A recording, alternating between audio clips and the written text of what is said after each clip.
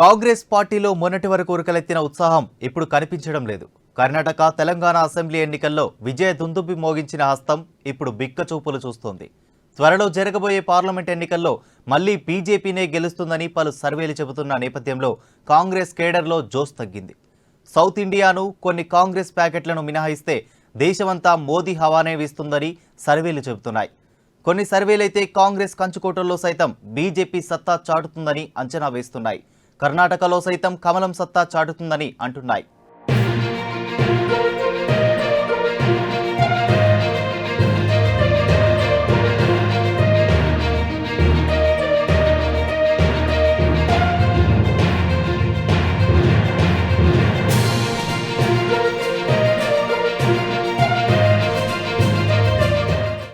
ఇటీవల జరిగిన మధ్యప్రదేశ్, ఛత్తీస్గఢ్, రాజస్థాన్ అసెంబ్లీ ఎన్నికల్లో బీజేపీ ఘన విజయం సాధించింది.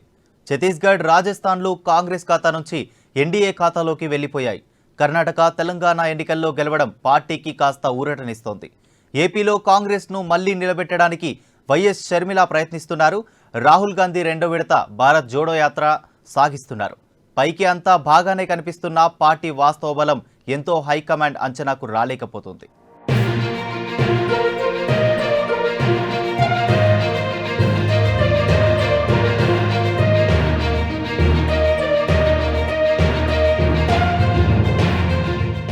మరోవైపు కాంగ్రెస్ సారథ్యంలోని అపోజిషన్ కూటమి ఇండియాలో లుకలుకలు బయలుదేరాయి. అలయన్స్లోని కీలక పార్టీలైన తృణమూల్ కాంగ్రెస్ను, ఆమ్ ఆద్మీ పార్టీలు కాంగ్రెస్తో కలిసి పోటీ చేయడానికి నిరాకరిస్తున్నాయి.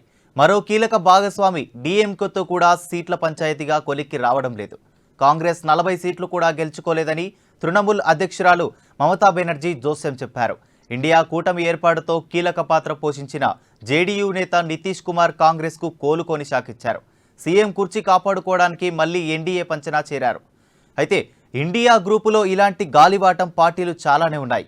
నిలకడలేని మిత్రులను ఎన్నికల వరకు ఏకతాటిపై నిలబెట్టడం కాంగ్రెస్కు కత్తిమీద సామే.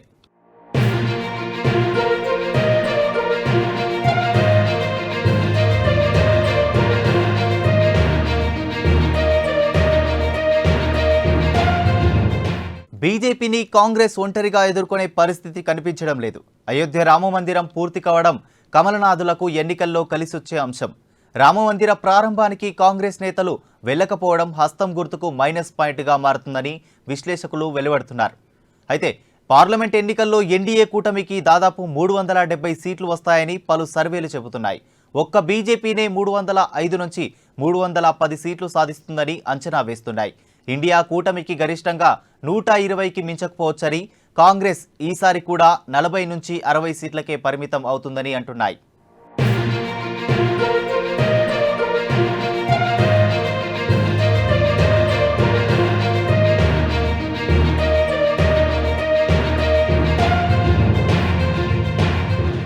చివరికి హస్తం పార్టీ కొండంత ఆశ పెట్టుకున్న కర్ణాటకలోనూ ఎదురుగాలి వీస్తుందని కొన్ని సర్వేల మాట. కర్ణాటకలోని మొత్తం 28 సీట్లకు గాను బీజేపీకి 21 వస్తాయని టైమ్స్ నౌ మాట్రిజ్ ఎన్సీ పోల్స్ చెప్పింది. గోవా, పంజాబ్, మహారాష్ట్ర, బీహార్లలో మాత్రమే కాంగ్రెస్ కాస్త మెరుగైన పరిస్థితిలో ఉంది.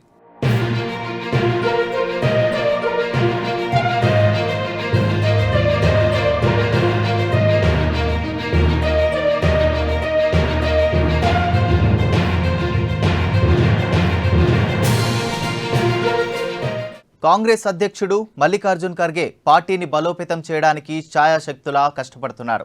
పార్టీ బలహీనంగా ఉన్న రాష్ట్రాల్లో కొత్త నాయకత్వాన్ని ప్రోత్సహిస్తున్నారు.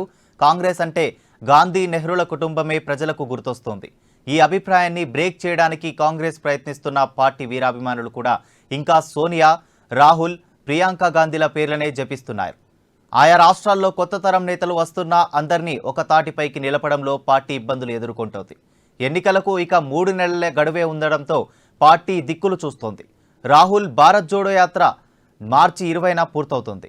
ఒక పక్క యాత్ర, మరో పక్క పార్టీ సమన్వయం కుదిరే పని కాదు. ఈ పరిస్థితిని బీజేపీ అవకాశంగా తీసుకొని తను బలహీనంగా ఉన్న రాష్ట్రాలపై దృష్టి సారించి బలం పుంజుకుంటోంది.